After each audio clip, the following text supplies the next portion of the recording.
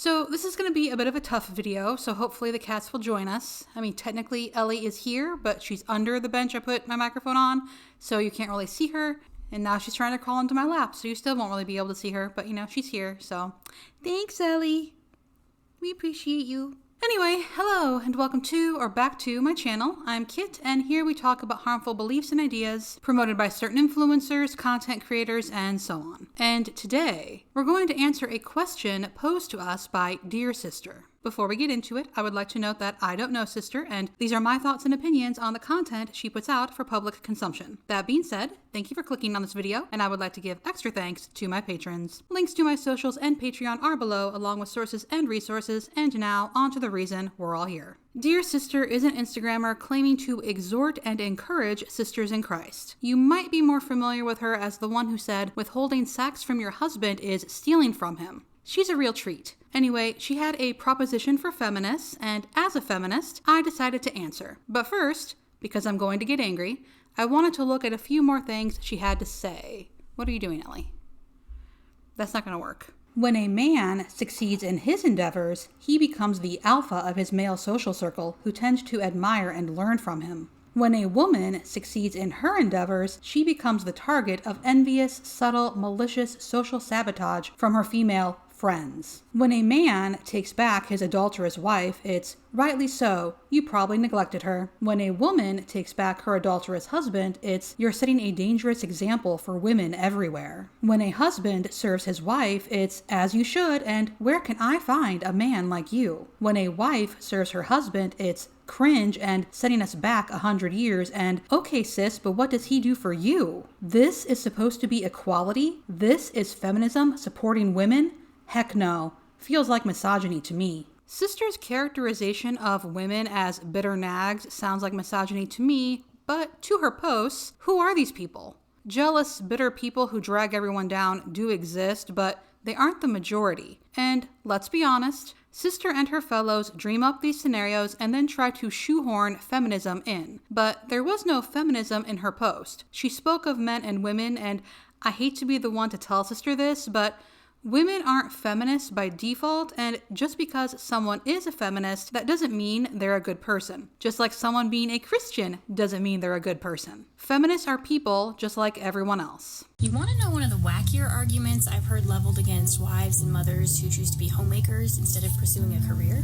What are you going to do if your husband dies or leaves you? Now, to be fair, it's a reasonable question, but I think it's a strange one because no one seems to ask comparable what-if questions when a woman pursues a career. What if your company goes under? What if the economy tanks and you lose your job? What if you get fired? What if you get cancer? What if you wake up one day profoundly regretting your decision and wishing that you got married earlier and had children and had time to be with them rather than paying off college debt? If I lose my job or get fired, I will use my savings while I look for another one, which will be made easier by the networking I've done and skills I've developed. And if I get cancer, I will take leave from my job while going through treatment. Also, marriage and career are not mutually exclusive. You can do both. I also find it really odd that they never ask themselves those questions. Yes, your husband can die or leave you, but he can also lose his job or get cancer. I only have to support myself and my cats, but a trad husband has to support himself and a family. And these what-if questions, by the way, are statistically more likely than your husband dying young or leaving you. I think we generally tend to accept that these things happen sometimes in life, and that these are bridges that we would cross if we came to them, rather than fretting about something we may never encounter at all. But primarily, I think it's a weird argument because of the existence of alimony and child support payments. More specifically, alimony and child support within a family court framework informed by the Duluth model. This model ensures that in court battles over both custody and financial matters, women statistically overwhelmingly win. How often do people say to a man when he gets married, "What are you going to do financially if she leaves you?" Even though it's statistically more likely for a man to wind up destitute and homeless due to alimony and child support payments. Point being, homemakers don't take the fear-mongering tactics seriously because they're just that. yes, mothers still tend to receive custody, but not through court battles. About 90% of custody cases are decided outside of court. And alimony is also not something to rely on. It's awarded only 10% of the time, with 7% of recipients being women, and lifetime alimony is incredibly rare. I would also like to know her source for men being bankrupted by alimony and child support payments, especially considering women are most likely to suffer long-term effects from divorce, including financially. Point being, homemakers do take this seriously. You don't have to let this deter you from doing what you think is best for your family, but you should have some money set aside and life insurance.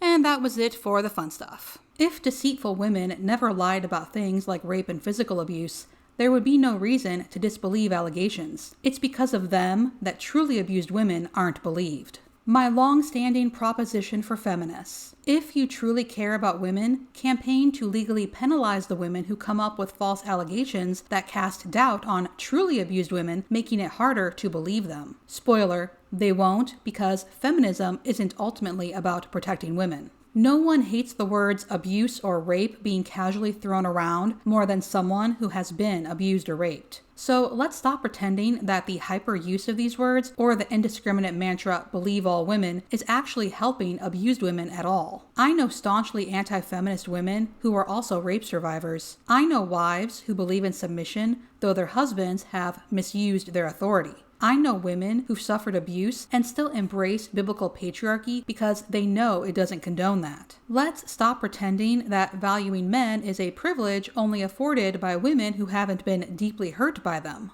I have so many thoughts. I'm really not sure how to put them into coherent sentences, but I'm going to try. As a rape survivor, I do hate those words being thrown around casually, not in the least when you're trying to convince me that it's because of other women that rape accusations aren't taken seriously. False allegations vary between 2 to 10%. Unreported rape is more common than a false allegation. And it's very interesting to me that they're never worried about men being falsely accused of, let's say, theft or murder. Just rape. But let's unpack this. Rape is a hard crime to prosecute because there's often no witnesses. And just because prosecutors decline to bring a case to trial, that doesn't mean the accuser was lying. It just means there isn't enough evidence. That is not that hard to understand. More often than not, it's her word against his, and that's not enough. You need evidence in court, not just no one ever lies. And it already is illegal to knowingly make false allegations. The issue is that just because there isn't enough evidence to prosecute, that doesn't mean the allegation is false. There's a lot more I want to say, like it's believe women, and trying to twist it just shows what a dishonest person you are, but I think that's enough for today. Also, being anti-feminist isn't a flex.